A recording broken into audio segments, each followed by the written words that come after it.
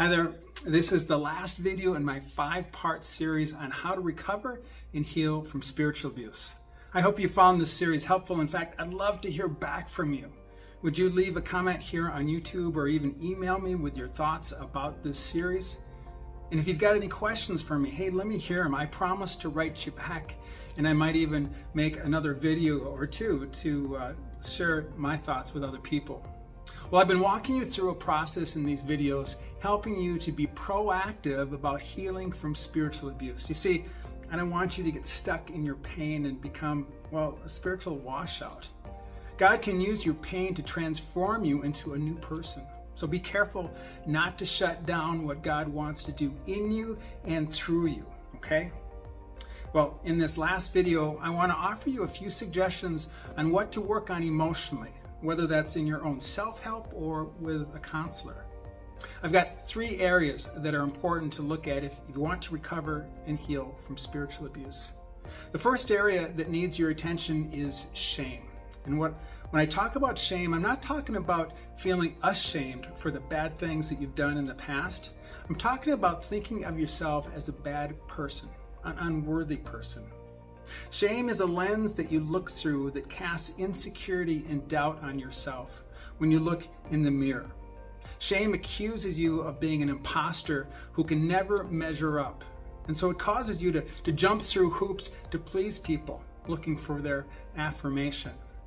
You can probably see why people with shame are susceptible to spiritual abuse. They naturally think that someone else is wiser, smarter, and more spiritual than they are.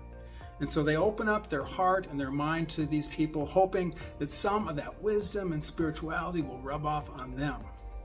But the abusive person senses this vulnerability and takes advantage of the shame-based person, manipulating them by making them feel like they're in the inner circle of spiritual enlightenment, but then criticize them when they show any kind of independent thought.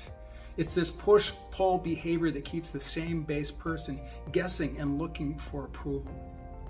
If you admit to having shame and low self-esteem, please take the time to explore what shame is and how it impacts you, especially in regard to spiritual abuse. You see, until you deal with your shame, you'll be susceptible to people using you for their benefit. Now, the short answer to shame is to come to a full understanding and embrace of God's unconditional love. God's love is what gives you the validation that your soul is looking for. But it can't just be intellectual knowledge. You need to process this thought before it takes hold and gives you the freedom that you're looking for. Now, the second area to look at is your anger. Anger is a natural response to loss, and there's lots of loss associated with any kind of abuse. But you know, any sign of emotion is often judged as wrong in an abusive setting, right? So you may not even be in touch with your anger. A good exercise to perform is to get out a piece of paper, maybe a few of them, and write down all the losses that have occurred as a result of your involvement in your spiritually abusive community. These losses might be physical and emotional. For example, emotional losses might be a loss of pride, self-respect, joy, a loss of feeling, and a loss of trust, just to name a few. And the physical losses might be something like the loss of your family, a true community, your job, friendships, the loss of money, or the loss of time, and on and on and on. Once you start writing, you might be surprised how long the list becomes.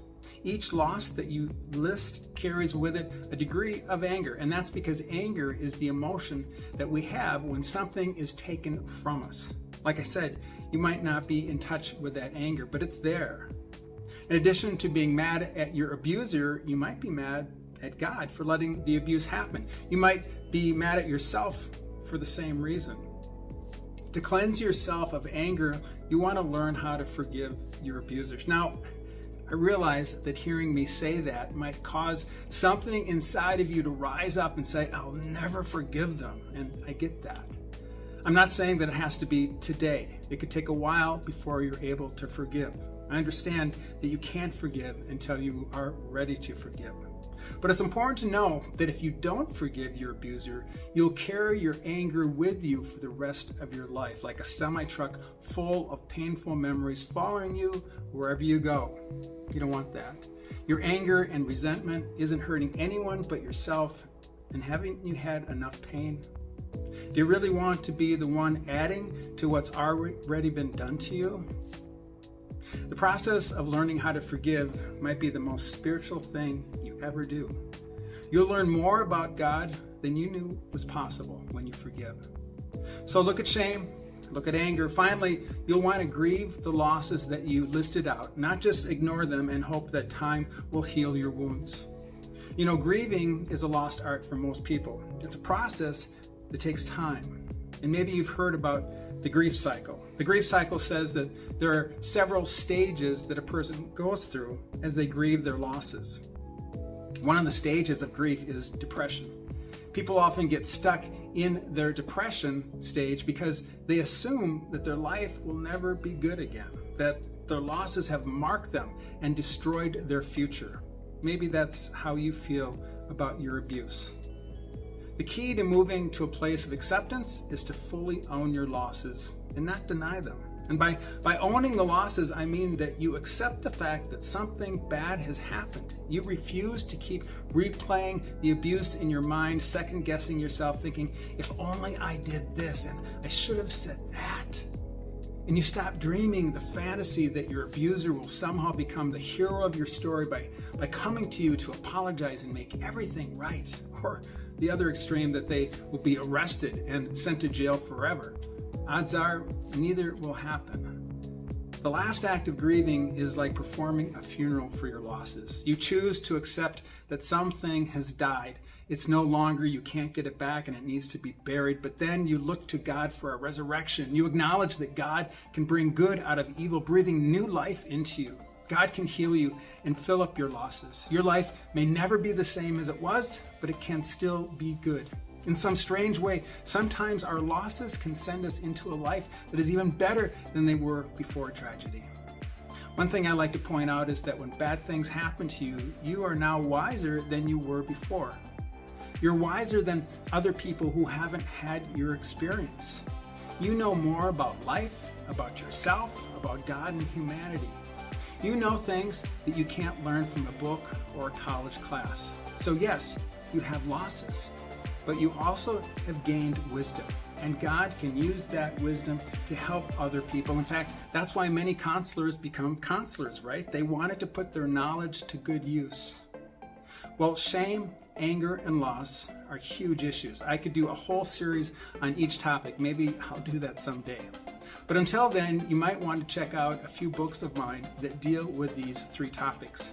Healing the Hurts of Your Past looks at how to overcome shame. And my book, Stuck, is about overcoming anger and learning how to forgive. Return from Exile is about grieving your losses and finding a new life. You can find them all on my website at readingremy.com as well as at amazon.com. Well, I hope this series has helped you move a little closer toward healing. Thanks so much for tracking with me. I really appreciate it. Like I said in the beginning, I'd love to hear from you, and I hope you'll share these videos with your friends who might need them. Bye for now.